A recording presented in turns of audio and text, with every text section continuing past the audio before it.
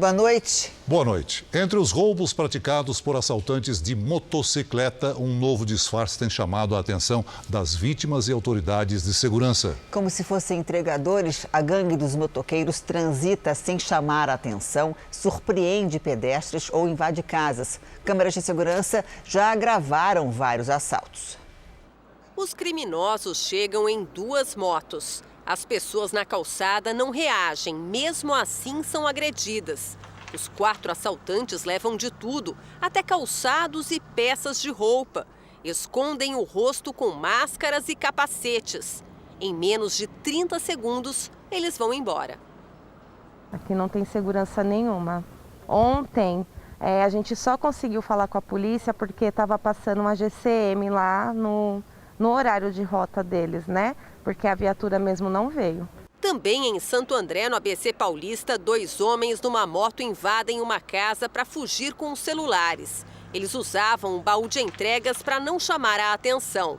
Um tipo de disfarce que tem se tornado cada vez mais comum. Você não consegue identificar se um motociclista com uma cesta térmica nas costas, ele é ou não é. Essa cesta térmica é vendida em qualquer lugar, essa mochila. Moradores de Diadema, também no ABC Paulista, têm investido em circuitos de segurança para tentar inibir a ação de criminosos de moto, que fingem ser entregadores.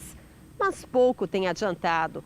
Só neste quarteirão, em menos de um mês, câmeras de 2 imóveis registraram 4 assaltos. Aqui, criminosos numa moto se aproveitam do momento em que 2 mulheres descarregam o porta-malas do carro. No mesmo trecho da rua, dias antes, um vizinho havia sido assaltado por homens numa moto ao parar o veículo. É o motoqueiro da pizzaria. Quando você vê, a arma está na sua cabeça. Ele chega e te rouba. Com aquela mochila, delivery, você não pode andar na rua, você não pode atender um celular na rua, que eles te levam tudo. Além de câmeras de segurança e do reforço no policiamento, é preciso estar atento ao entrar e sair de casa. As pessoas têm que tomar essa consciência, esse cuidado de tem um motociclista na frente, esperar um pouquinho, se puder, sabe? Daqui a pouco ele vai fazer a entrega, ele vai embora. Se não, entrar rápido, porque às vezes é aquele segundo, a pessoa vai, toca o telefone, ele atende, então ele está se expondo. Veja agora outros destaques do dia. Líder do governo ataca a CPI, bate boca com senadores e terá que depor como convocado. Tribunal Superior Eleitoral anuncia medidas para aumentar a transparência nas eleições. Morre aos 85 anos por complicações da Covid-19 o ator Tarcísio Meira. E na série especial, as discussões e a falta de diálogo que ameaçam a união das famílias.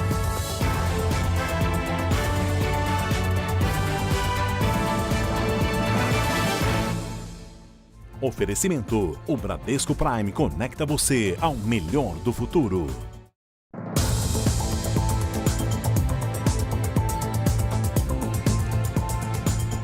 Um homem foi preso em São Paulo suspeito de envolvimento com uma quadrilha que sequestrava as vítimas e exigia uma transferência via Pix para libertar os reféns. Segundo a polícia, em apenas um dos sequestros relâmpago, os criminosos teriam exigido R$120 mil.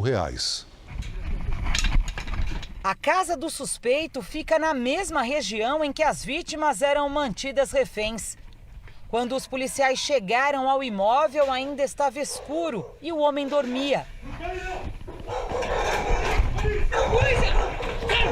Guilherme Soler Alexandre recebeu voz de prisão ainda na cama. Segundo a polícia, o homem preso faz parte de um grupo que teria cometido pelo menos 20 sequestros relâmpagos só nos últimos 2 meses. Os criminosos agiam quase sempre durante a noite, principalmente na zona leste de São Paulo. Câmeras de segurança flagraram o momento em que um empresário que estava dentro deste carro acabou rendido. O homem foi mantido refém durante 7 horas, enquanto os criminosos usavam os cartões bancários dele. 2 sequestradores foram flagrados numa adega. Os suspeitos também fizeram transferências via Pix. O prejuízo foi de R$120 mil. Dos 433 casos de sequestro relâmpago investigados esse ano em São Paulo, 125 tiveram vítimas que foram obrigadas a fazer transferências via Pix para os criminosos. Se a pessoa tiver condição de ter 2 telefones, mas o telefone com o aplicativo bancário que permaneça dentro de casa, dentro da sua empresa. Se você tiver um limite baixo de transferência ou mesmo de operações com o cartão, vai se tornar desinteressante para os criminosos. Um homem acusado de estelionato teria enganado mais de 1.000 pessoas, principalmente no Pará. E hoje ele foi preso no interior de São Paulo. Segundo a investigação, ele prometia multiplicar o rendimento financeiro em pouco tempo. Na casa dele foram encontrados 150 quilos de rubis, avaliados em mais de 30 milhões de reais. Olavo Renato Martins Guimarães foi preso no início da manhã. Ele estava escondido em uma casa de luxo na cidade de Indaiatuba, interior de São Paulo. Olavo é acusado de chefiar uma organização criminosa que recrutava investidores com promessas de rendimentos financeiros que variavam entre 7% e 10% ao mês. Valores bem superiores à média aplicada no mercado. Esse esquema, que promete lucro fácil em pouco tempo, é conhecido como pirâmide financeira. Foram quase 8 meses de investigação. Segundo a polícia, a quadrilha atuava em diferentes estados. A suspeita é que mais de 1.000 pessoas tenham caído no golpe, cerca da metade só aqui no Pará. Um prejuízo às vítimas que pode chegar a 60 milhões de reais. Para lavar parte deste valor milionário, Olavo comprava rubis. 6 caixas lotadas foram apreendidas com o golpista. Nos sacos lacrados, havia 150 quilos de pedras preciosas, valor que ultrapassa 31 milhões de reais. Aquelas pessoas que investiam acima de 100 mil reais, elas recebiam documentos de imóveis que dariam como garantia, só que durante as investigações nós verificamos que não existiam esses imóveis, seriam documentos fraudulentos e que elas ofereciam como garantia. O caso foi denunciado com exclusividade em fevereiro deste ano pelo programa Domingo Espetacular. Nós conversamos com várias vítimas, pessoas que investiram na empresa e perderam tudo. Lá de casa, eu investi 100 mil, minha esposa 50. Minha outra filha, 100 mil. Uma associação foi montada por quem foi enganado pelo golpista. Com a prisão do estelionatário, as vítimas têm esperança de reaver o dinheiro. Quando uma quadrilha dessa mexe com o ser humano, ela não está mexendo apenas com o teu bolso, ela está mexendo com teus sonhos, ela está mexendo com tudo aquilo que envolve a tua vida. A defesa de Olavo Renato foi procurada, mas não atendeu a nossa ligação. Em Goiás, 15 motoristas de caminhão foram presos. Eles teriam simulado roubos de carga. E provocado um prejuízo de mais de 30 milhões de reais. Os criminosos tinham como alvo cargas de aço e soja. Para a polícia e para os clientes que contratavam o frete, diziam ter sido roubados na estrada. Mas a carga, na verdade, estava nas mãos de receptadores ligados ao bando. Para conseguir vítimas, os caminhoneiros ofereciam um valor mais barato para realizar o serviço. O dono da carga vai buscar frete mais barato, porque aí a carga ficaria até mais barata também para que ele pudesse fazer essa negociação. Ou seja, o primeiro atrativo era exatamente esse aplicativo que oferecia esse serviço. O grupo atuava nos estados de Goiás, São Paulo e Minas Gerais. O grande número de caminhoneiros relatando roubos com as mesmas características chamou a atenção da polícia. A investigação começou em junho de 2020 e nesse período, pelo menos 32 cargas foram desviadas, causando um prejuízo de 30 milhões de reais. Somente no ano passado, segundo a Associação Nacional do Transporte de Cargas e Logística, o Brasil registrou mais de 14 mil ocorrências de roubos de cargas. O prejuízo chega a 1 bilhão de reais. A região sudeste é a mais afetada, com mais de 80% das ocorrências. Morreu hoje em São Paulo o ator Tarcísio Meira por complicações da Covid-19. O galã de novelas, cinema e teatro tinha 85 anos. Na interpretação de Tarcísio Meira, todo personagem ganhava protagonismo. Você é mesmo uma belezinha, né? Em uma das últimas entrevistas concedidas à TV, Tarcísio Meira falou sobre o desafio de interpretar. Eu não sou o personagem. Há colegas que são personagens. Eu não. O personagem está lá e eu estou cá. Mas eu procuro entendê-lo, procuro saber o sentimento dele e passar a verdade dele.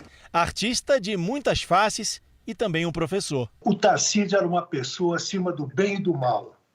Ele, quando ia fazer um trabalho e ele encontrava com atores em início de carreira, ele virava um parceiro da pessoa. Vai deixar muita saudade em todo mundo, como ator e como amigo. A notícia da morte do ator ecoou nas redes sociais. Não faltaram manifestações de carinho e homenagens. Ele foi único, um dos maiores atores do nosso país, uma das pessoas mais gentis que eu conheci.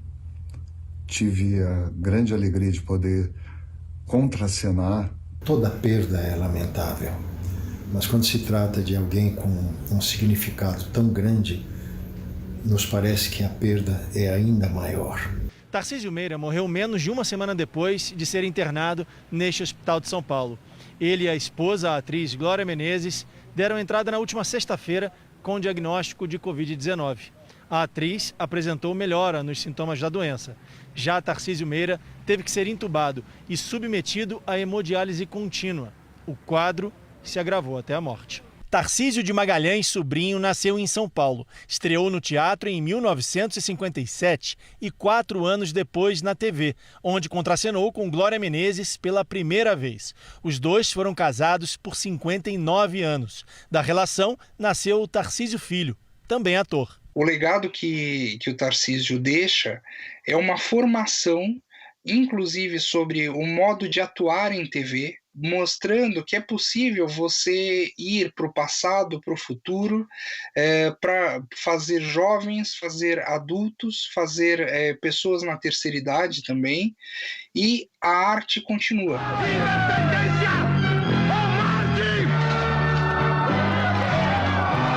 Foram mais de 20 filmes, 30 peças de teatro e cerca de 80 atuações na televisão. Uma carreira de mais de 6 décadas e muitos amigos. Vá em paz, meu querido amigo Tarcísio. Sempre lembrarei das nossas últimas conversas. E não tenho outras palavras a dizer a não ser obrigado, obrigado e para sempre. Tarcísio Meira tomou as 2 doses da vacina contra o coronavírus. Especialistas reafirmam que a imunização funciona e que casos de morte em vacinados são raros. Para os mais velhos, como era o caso do ator, ganha frente a discussão sobre uma terceira dose, uma dose de reforço. Marcos Antônio tomou a vacina sob pressão da família. Eu falei que não ia tomar, mas depois da família começou a pressionar. Se não tomar, eu não vou aí. Tá bom, então eu fui com ela tomar a vacina. Ele e a esposa, Delza, pegaram Covid depois de tomar as 2 doses. Ela foi parar na UTI. Cada pessoa que passava perto de mim quando eu cheguei no hospital, eu dizia, por favor, eu não quero ser entubada. A Delza não foi entubada e hoje o casal acredita que correu menos risco de morrer por causa da vacinação. Nenhum imunizante garante proteção de 100%. E com o tempo o número de anticorpos diminui. Por isso, hoje se discute uma terceira dose ou vacinação anual contra a Covid. Cada indivíduo vai ter uma resposta diferente à vacina, isso existe para todas as vacinas, não só da Covid-19. E quando a pessoa pega a doença, também vai depender, a resposta de cada um é que vai determinar se ele vai precisar de internação ou não, se ele vai ter um quadro grave ou não. No Brasil, o número de casos de pessoas que morreram depois de tomar as 2 doses é considerado baixo. As principais vítimas são os mais idosos, como foi o caso do ator Tarcísio Meira. 96% das pessoas vacinadas não estão morrendo, e é isso que me interessa em relação às vacinas. E eu vou insistir que as pessoas acima de 70 anos é a maioria das pessoas que morreram mesmo estando com duas doses de vacina, que é exatamente aquela população que responde pior à vacinação e que está mais vulnerável. Vamos então saber como é que está a pandemia no Brasil. Segundo o Ministério da Saúde, o país tem mais de 20.285 casos de Covid-19. São 566.896 mortos. Foram 1.148 mortes notificadas em 24 horas. Também entre ontem e hoje, 58 mil pessoas conseguiram se recuperar. No total, já são 19.151.000 pacientes curados, 567 mil seguem em acompanhamento. A seguir, ministro Alexandre de Moraes, do Supremo, abre um novo inquérito contra o presidente Bolsonaro. E na série especial, os desafios familiares de mulheres que conquistaram o mercado de trabalho.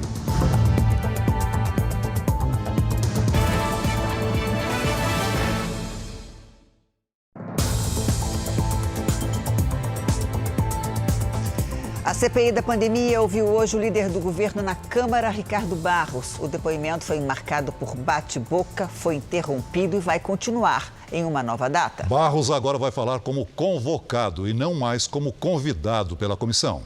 O depoimento mais esperado da semana também foi o mais tumultuado dos últimos tempos. A sessão foi suspensa 2 vezes. O bate-boca começou depois que o líder do governo na Câmara, Ricardo Barros, afirmou que a CPI vem atrapalhando a oferta de vacinas para o Brasil. Eu quero lembrar aos senhores senadores que o mundo inteiro quer comprar vacinas. O mundo inteiro quer comprar vacinas. E eu espero que essa CPI traga bons resultados para o Brasil, produza um efeito positivo para o Brasil, porque o negativo já produziu muito. Afastou muitas empresas interessadas em vender vacina no Brasil que não se interessam Isso mais. não é verdade. Isso não é verdade. Diante do clima pesado, a CPI decidiu ouvir novamente, em outra data, Ricardo Barros. Mas dessa vez, ele virá como convocado e não como convidado. Nesse caso, Ricardo Barros será obrigado a comparecer à CPI e não pode mentir no depoimento, senão comete o crime de falso testemunho. A data do novo depoimento ainda não foi marcada. Por várias vezes, Ricardo Barros disse que o presidente Bolsonaro nunca afirmou que ele estava envolvido em uma suposta fraude no contrato da Covaxin. Alertado pelo deputado Luiz Miranda, o presidente teria perguntado sobre Barros. O presidente nunca afirmou e não tinha como desmentir o que ele não afirmou. Eu acho correto que o presidente não se dirija ao deputado Luiz Miranda, porque o deputado Luiz Miranda fez uma quebra de confiança no relacionamento com o presidente. Mas o presidente nunca afirmou que eu estava envolvido no caso Covaxin. Ele perguntou. E aí, todas as falas do Luiz Miranda são nesse sentido. Não há nenhuma em que ele de vir tenha colocado de forma diferente. Ricardo Barros, que foi ministro da Saúde no governo Temer, seria responsável por levar intermediadores de laboratórios de vacinas ao Ministério da Saúde. Uma dessas pessoas seria Francisco Maximiano, dono das empresas Precisa e Global Medicamentos. Ele nega que tenha relações com o empresário. Na gestão de Barros no Ministério, a Global chegou a fechar um contrato com a pasta. Por que o Ministério da Saúde, durante sua gestão, fez o pagamento adiantado à Global Gestão em Saúde de 20 milhões de reais por medicamentos contra doenças raras? O pagamento feito por antecipação à Global, eu já mostrei também na apresentação inicial, que é autorizado pelo Tribunal de Contas, e este pagamento não foi por mim autorizado, mas foi feito pela minha equipe. Não tem motivo. Então, o pagamento foi autorizado, o adiantamento pelo Tribunal de Contas? Não, a norma do Tribunal de Contas é que autoriza pagamentos antecipados. A senadora Simone Tebet disse que essa norma não existe no TCU. Se pudéssemos juntar e disponibilizar para os senadores o acórdão citado pelo depoente do Tribunal de Contas da União, que é o acórdão 276 de 2012, que segundo ele, pelo menos nesse primeiro, teria a previsão de pagamento antecipado, porque eu, pelo menos nesse primeiro acórdão, eu não consegui enxergar esse pagamento antecipado como possibilidade. Ricardo Barros também negou ter indicado Roberto Dias, ex-diretor de logística do Ministério, que teria pedido propina em uma negociação de vacinas. Eu não nomeei Roberto Ferreira Dias, não era indicação minha e, portanto, não era influência minha, senhor senador. Eu não acredito que ele tenha feito aquele pedido que o delator ou que o acusador fez. Mas eu não estou aqui para defendê-lo, até porque está claro que não é uma pessoa que é da minha equipe. Raíssa Leal, a fadinha do skate, medalha de prata nas Olimpíadas de Tóquio, ganhou mais um prêmio, desta vez do Comitê Olímpico Internacional. Aos 13 anos, ela foi eleita a atleta que melhor representou os valores olímpicos no Japão. Wow, I'm super happy to be the athlete. Em inglês, a fadinha disse estar super feliz e que essa conquista significa muito para ela, porque pôde compartilhar com os fãs a força da amizade genuína dos skatistas durante os Jogos. Veja a seguir, a Justiça Eleitoral anuncia medidas de segurança para a urna eletrônica e presidente Bolsonaro faz novas críticas. E na série especial, como evitar que discussões e a falta de diálogo ameacem a família.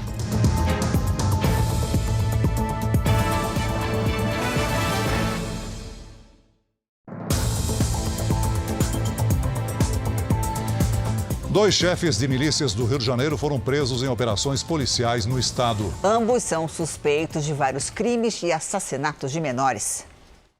Edmilson Gomes Menezes foi preso após uma troca de tiros. Apontado como chefe da milícia que domina comunidades da zona norte e oeste do Rio, ele tentou fugir, mas foi cercado na casa de um vizinho. 2 fuzis foram apreendidos. Ele disputava territórios com o miliciano Eco, morto em junho desse ano. O objetivo deles é dominar o território.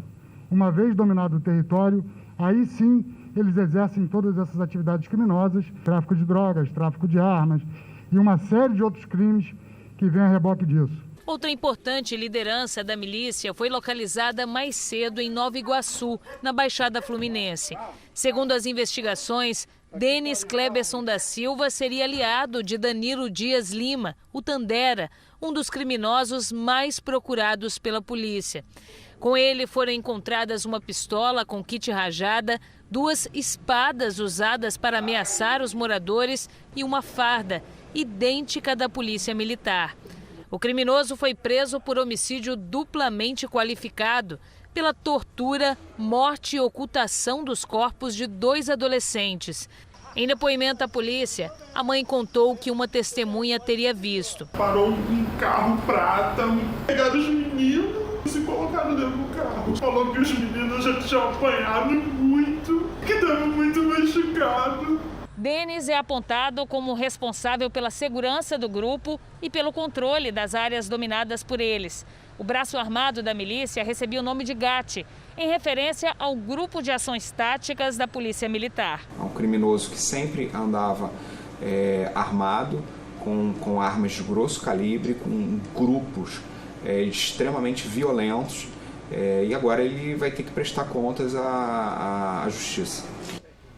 A Polícia Federal apreendeu 39 quilos de ouro no aeroporto de Jundiaí, no interior de São Paulo. A carga, avaliada em mais de 11 milhões de reais, foi encontrada em uma mala perto de um avião de pequeno porte. A aeronave vinha do Pará. Um suspeito foi ouvido pela polícia e liberado em seguida. Ainda não se sabe a origem do ouro. No Rio Grande do Sul, um bebê morreu no incêndio. A suspeita é que o fogo tenha começado em um aquecedor. Por isso, nessa época fria do ano, os cuidados dentro de casa devem ser redobrados. A casa de madeira facilitou a propagação das chamas. A criança de 1 ano dormia sozinha e morreu. Os pais haviam saído para trabalhar e os avós do menino, que moram no mesmo terreno, não conseguiram salvar o neto. Naquele momento ali já a casa, devido ao incêndio de grandes proporções, ali tomou conta, colapsou o telhado e desabou a casa, o telhado ali.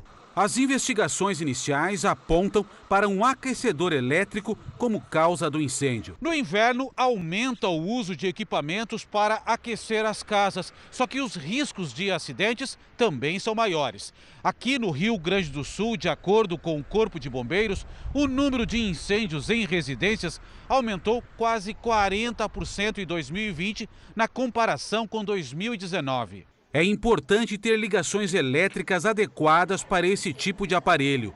E também é necessário cuidar da segurança com lareiras e fogões a lenha. No caso de equipamentos elétricos, verificar muito a questão da condição do equipamento, se ele não tem fiação rompida. No caso das lareiras ecológicas, o grande problema que a gente tem notado nos acidentes é no momento do reabastecimento, que as pessoas vão fazer o reabastecimento quando ela ainda está aquecida. É importante ficar atento também a cortinas, tapetes e objetos de madeira. E manter a ventilação adequada ou um duto de saída para os gases produzidos pela queima desses equipamentos. A capital do Mato Grosso do Sul, Campo Grande, tem o maior número de pessoas vacinadas com as 2 doses contra o coronavírus. No Brasil, 7 milhões de pessoas estão com a segunda dose atrasada. Desde o início da semana, Campo Grande tem vacinado jovens de 18 anos e caminha para a reta final do Plano Nacional de Imunização. A Emily voltou para casa aliviada. Estava esperando, contando os dias e chegou, graças a Deus. Eu vou poder voltar, assim, aos poucos ativa, né? A capital já tem 52% da população adulta completamente imunizada, com as 2 doses ou dose única, e lidera o ranking nacional de vacinação.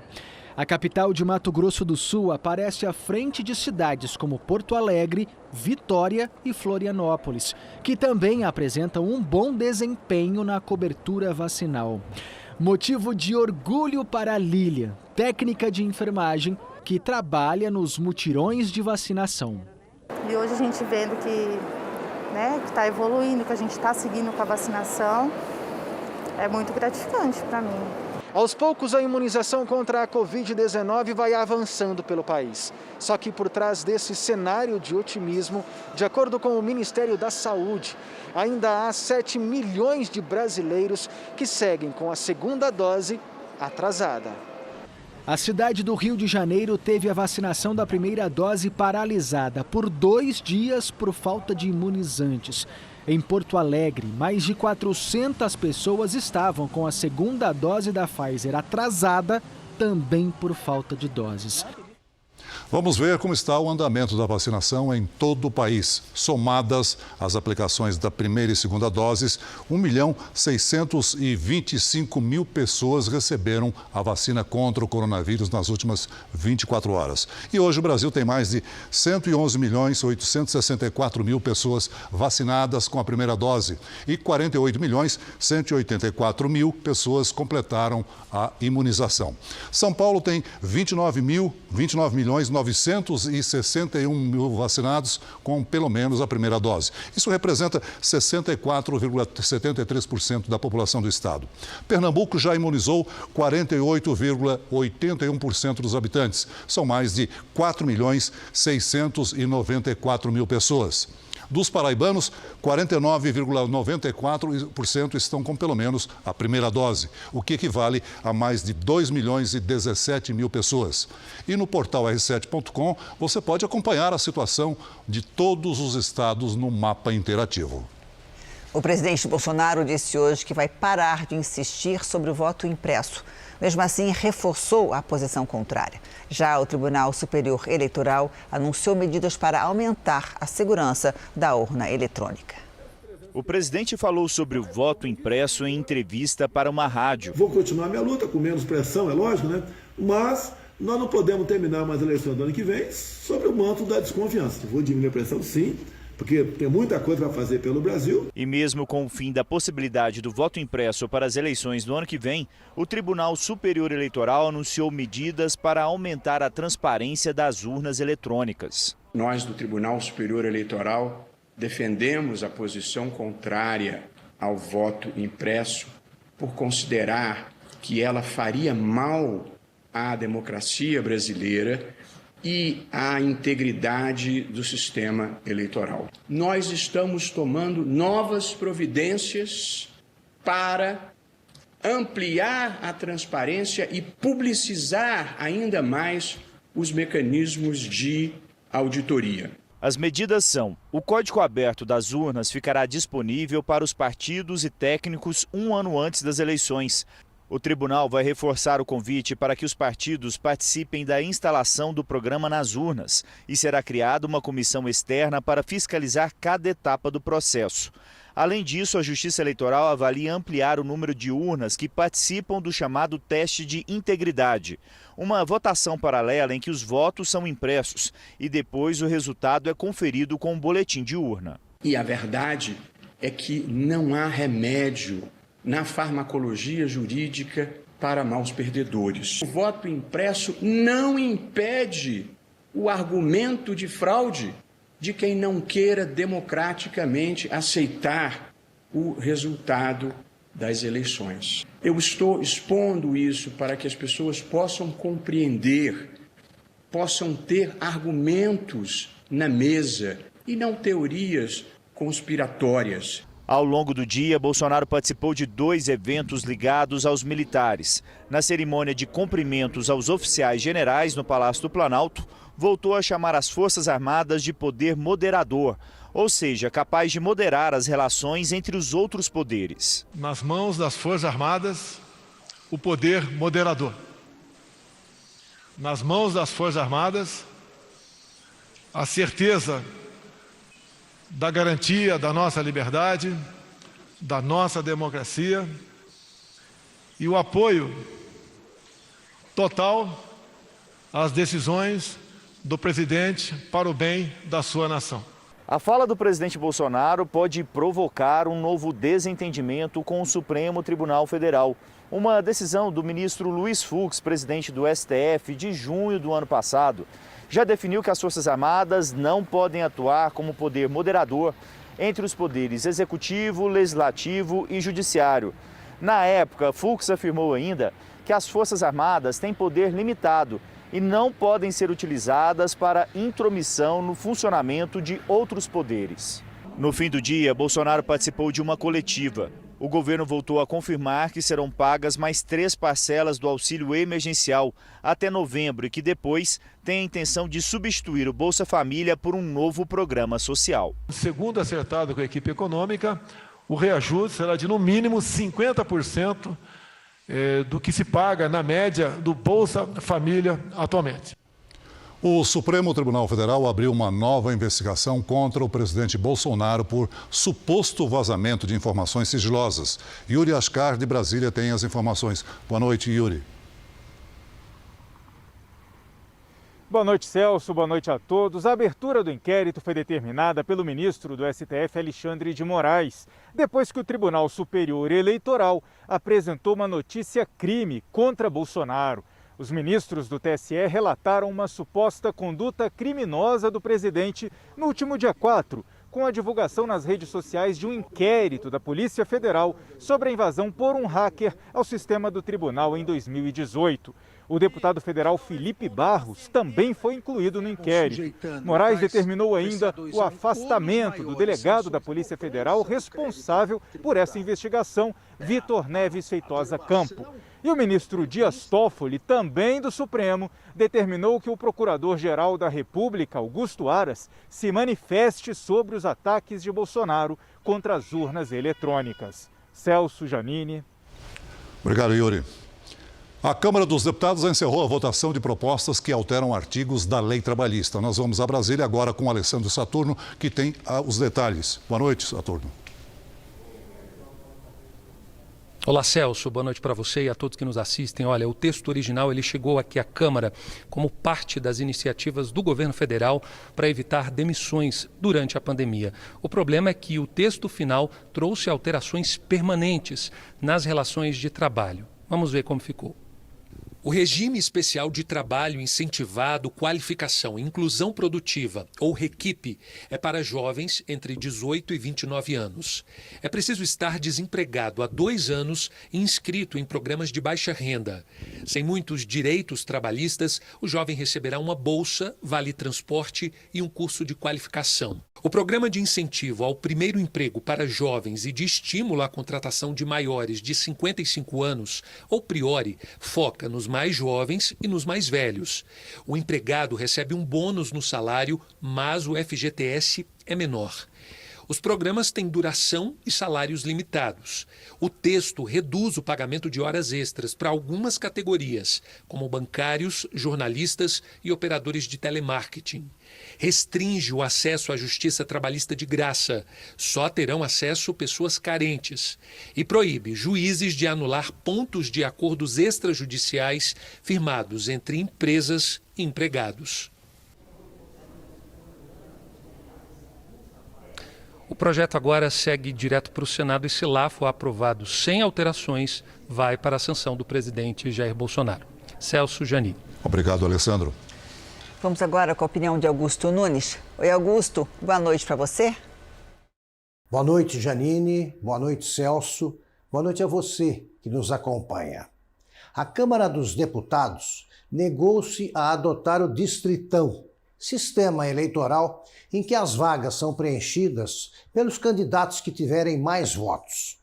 Para os adversários dessa fórmula, ela beneficia políticos já conhecidos, dificulta a renovação do poder legislativo e beneficia indivíduos em detrimento de partidos. No mesmo dia, a Câmara decidiu ressuscitar a coligação partidária em eleições parlamentares. Sepultada em 2017, essa invencionice permitia que celebridades como o humorista Tiririca arrastassem para o Congresso candidatos de outros partidos contemplados com votações raquíticas. Reformas políticas devem aperfeiçoar o sistema em vigor. O resgate desse tipo de coligação configura uma indefensável volta ao passado. Existem no Brasil 33 partidos, a maioria dos quais não faz sentido. Sem representatividade, sem programas e sem rumo, a sobrevivência dessas siglas se deve também aos acordos que resultam em coligações sem pé nem cabeça. Só pioram a paisagem política nacional. O nível de água dos reservatórios do Sudeste e Centro-Oeste estão no pior índice em 22 anos. A seca provocou queda na geração de energia, o que deixa a conta de luz mais cara. Olhando assim, parece uma imensidão de água. Mas os reservatórios das hidrelétricas do Sudeste e do Centro-Oeste nunca estiveram tão baixos. Nem mesmo em 2001, ano do apagão. O mês de julho fechou com um armazenamento médio de 25,97%, índice menor do que em julho daquele ano.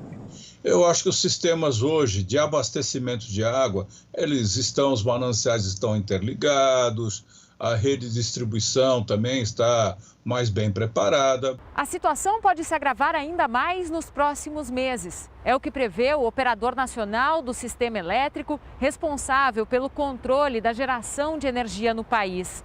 Ainda que as usinas liberem o mínimo possível de água, a maior parte dos reservatórios deve chegar ao final de novembro com menos de 10% do volume de armazenamento. De acordo com o governo federal, este é o período mais seco dos últimos 91 anos. E a falta de chuva afeta diretamente a produção de energia.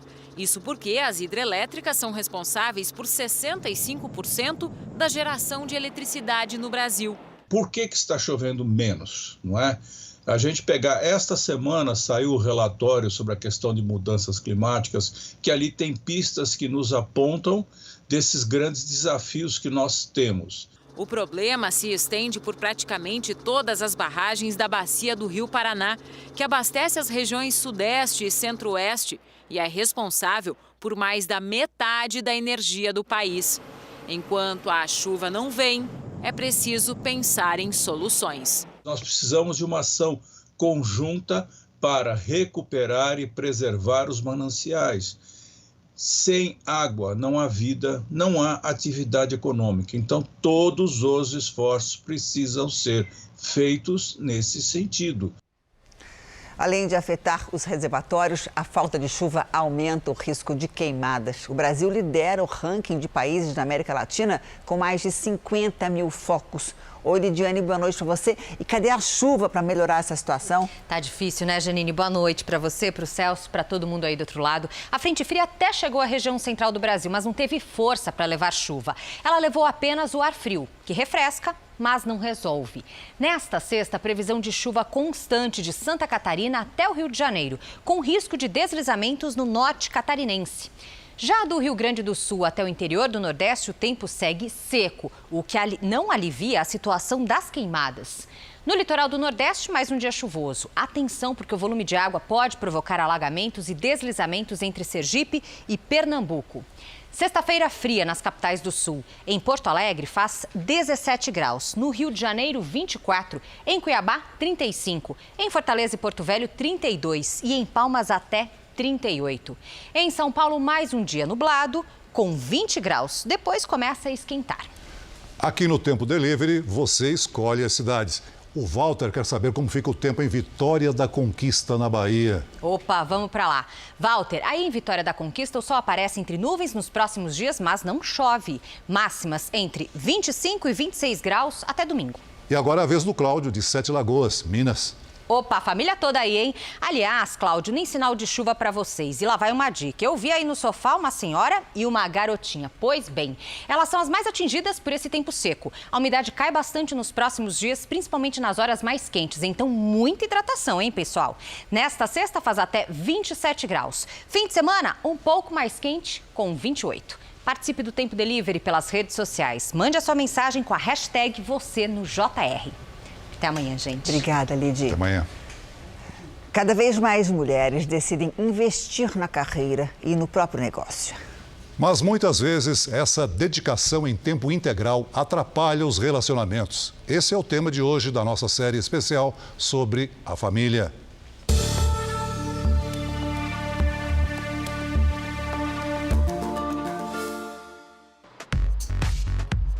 Uma mulher vaidosa, feminina, bem-sucedida.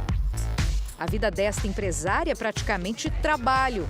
Ela dorme pouco e até quando viaja, se planeja para conhecer lugares novos e divulgar fotos nas redes sociais para milhares de seguidoras. Eu saio às vezes de casa 3 horas da manhã, 4 horas da manhã, porque a gente vai para São Paulo fazer compras para a loja. A gente volta umas 9 horas, aí tem que colocar a mercadoria toda no sistema, as meninas etiquetar as coisas todas. A gente vai chegar em casa lá para umas 8, 10 horas da noite, a gente trabalha mais um pouco na internet, vai dormir tipo umas 2 horas da manhã. Se por um lado essa independência inspira seguidoras nas redes sociais, por outro talvez dificulte os relacionamentos. Talvez os homens não consigam segurar um rojão deles. Porque eu falo o que eu penso, vou e faço. Eu não deixo que eles façam, tipo assim, eu não permito que eles cuidem de mim. Já vivi muita coisa. Acho que eu fiquei muito exigente. Na infância pobre, cheia de conflitos entre os pais, as cenas que assistiu ainda pequena impactaram na maneira de olhar a vida. A minha infância foi muito sofrida. Eu via minha mãe apanhar do meu pai todos os dias e eu nunca deixei ninguém levantar a mão para mim, nunca deixei um homem levantar a voz para mim. Porque eu passei por aquilo e aquilo serviu de lição na minha vida e eu não desejo para mulher nenhuma, para filho nenhum ver o que eu vi. Andréa foi casada durante 7 anos. Depois passou por alguns relacionamentos, mas hoje, por opção própria, diz que não tem espaço para outro companheiro. Pode ser que mais para frente. Nesse momento eu estou empenhada na minha loja, eu tenho um filho de praticamente 15 anos, então eu estou ali na educação do meu filho que eu crio sozinha. As mulheres chefes de família já passam dos 35 milhões e esse número vem crescendo ano a ano no Brasil. Elas tentam conciliar e equilibrar carreira, casa e filhos. E é por isso que os relacionamentos não são prioridade. As mulheres hoje são maioria nas universidades. Enquanto 18% dos homens brasileiros de 25 a 34 anos têm ensino superior, essa porcentagem sobe para 25% entre as mulheres da mesma faixa etária. Na opinião desta psicóloga, o que tornou essas mulheres fortes, também criou uma barreira para outros sentimentos. A mulher ela deixou de ser dependente do homem. Então não tem mais o diálogo, tem agora já a briga, já tem a discussão. Não deu certo, não deu, então tudo bem, cada um pro seu lado. Então hoje o imediatismo também está nesse, vai embora, ou eu vou embora. É onde os casos de divórcio aumentaram imensamente. Porque hoje as pessoas não esperam mais. Esse imediatismo faz com que as pessoas elas não pensem muito no outro. Quem vê as fotos dessa família alegre em viagens não consegue imaginar a transformação. Esse casal quase se separou por causa das brigas, discussões e da falta de diálogo. Foi preciso reconhecer os erros, colocar as diferenças em segundo plano para unir forças e reunir a família. Eu aprendi que eu não podia baixar a cabeça para homem. Então eu tinha que dominar a relação, talvez pela minha mãe ter criado os filhos sozinha.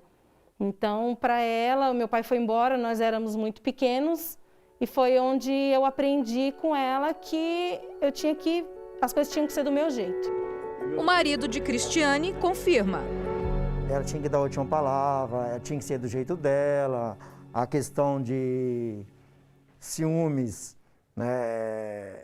Sabe, ficar me ligando no trabalho, foi o estopim aí, o ponto de início da queda. Eles chegaram no limite durante um bate-boca na frente dos clientes do restaurante que tinha. Foi um caso que ela pegou as engradadas de cerveja, puxou assim, que foi só caco que esparramou pelo chão. Eu peguei ela assim, peguei numa raiva assim para tirar daquele monte de caco. Foi dali que eu saí e fui para o advogado. Ali eu saí e falei, não dá, não quero mais. Isso para mim não dá mais. Eu vou acabar fazendo uma loucura aí, antes que eu cometa uma loucura aí, eu prefiro acabar. O casal buscou ajuda por acreditar que o chefe e o pilar da família precisavam reconstruir o vínculo entre eles. Isso, é claro, foi uma construção, né? O que eu ouvia, que eu percebia que era para mim, que eu estava errado, então eu procurava evitar de falar determinadas palavras, de comportamento, né? Falta de respeito, até comportamentos que geravam desconfiança nela. Exercitar a paciência e a tolerância foi importante durante o processo. Esta terapeuta explica que desentendimentos são comuns entre casais, mas que é importante estabelecer na relação entre duas pessoas quais valores são inegociáveis e quais são possíveis de rever, de ajustar ao momento. A família é uma célula básica da sociedade. Se algum valor se sobrepõe a ela, esse valor já não é um valor. Ele perdeu a importância. Imagina, eu estou me sentindo preso. Então eu vou me separar. Imagina, eu estou me sentindo lesado financeiramente, então eu vou me separar. Esses valores, eles não podem nunca se sobrepor à família. Luiz Carlos e Cristiane consideram que tomaram a melhor decisão ao buscarem juntos um novo sentido para o casamento. A gente começou a unir forças, porque a gente não fazia isso, a gente lutava um contra o outro. Então, a partir desse momento, a gente aprendeu a unir forças, a conversar sobre os problemas, a lutar contra o problema e não um contra o outro. A gente tem mais momentos de prazer, a gente tem mais momentos de felicidade, em família. Hoje a gente é muito feliz. Temos nossos problemas, mas sabemos lidar com eles, né?